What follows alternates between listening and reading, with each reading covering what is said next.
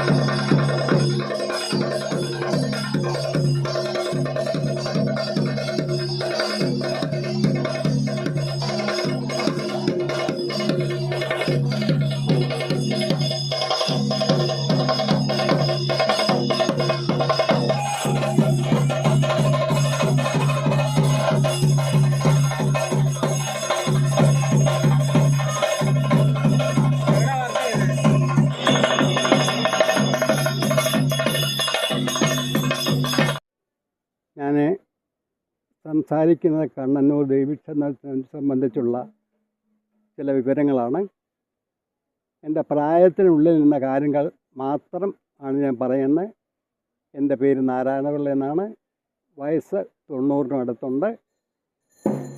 ഒരു 7 വയസ്സ് മുതലുള്ള കാര്യങ്ങൾ ഏതാണ്ട് ഉദ്ദേശം ഞാൻ പറയാം.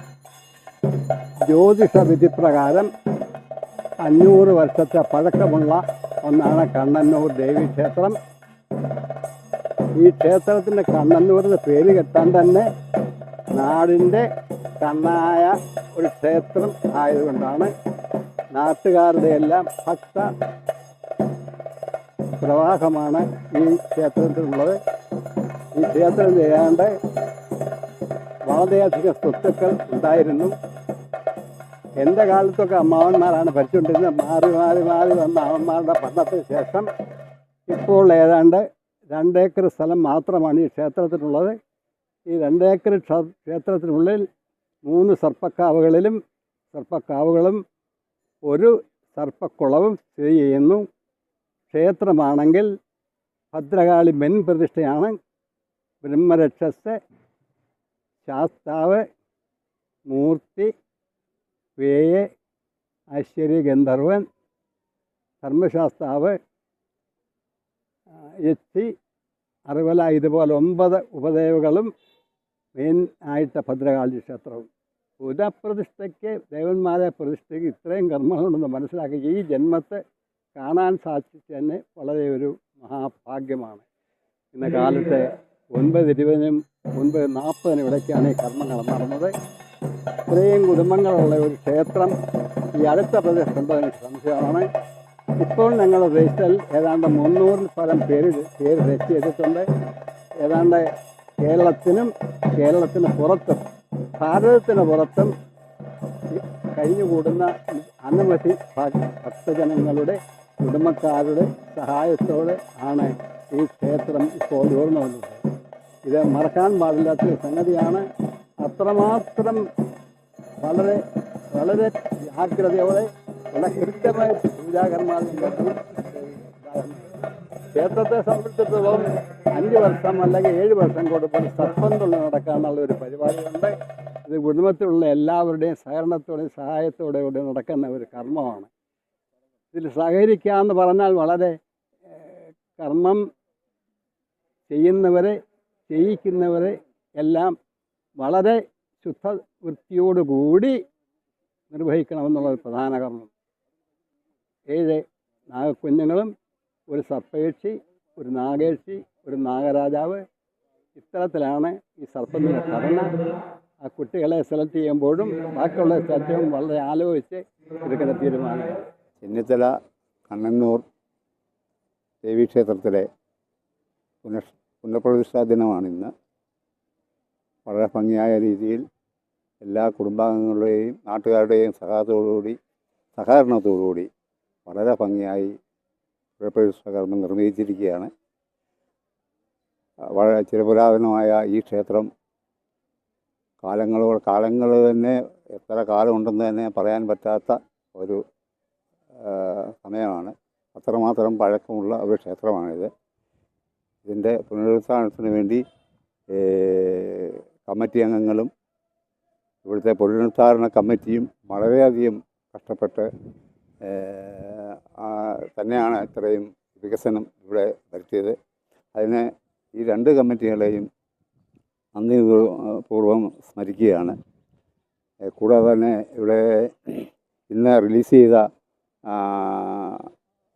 കണ്ണന്നൂരമ്മയുടെ ഒരു പാട്ട്, അതിൻ്റെ പിന്നിൽ പ്രവർത്തിച്ച ശശിയുടെ കൂടെ പ്രവർത്തിച്ച മറ്റുള്ള എല്ലാ സഹപ്രവർത്തകർക്കും ആ പാട്ടിന് വേണ്ടി നന്ദി രേഖപ്പെടുത്തുക. നേരറിവിന്റെ വാർത്തകളും വിശേഷങ്ങളുമായി കലഞ്ഞൂർ ലൈവ് ന്യൂസ് ജനഹൃദയങ്ങളിലേക്ക്.